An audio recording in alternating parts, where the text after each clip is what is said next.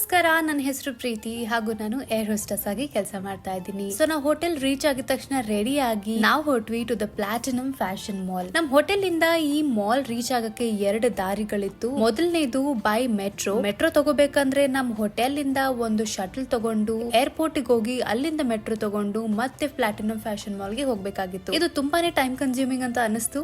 ಇನ್ನೊಂದು ಆಪ್ಷನ್ ಬಂದು ಕ್ಯಾಬ್ ಇಂದ.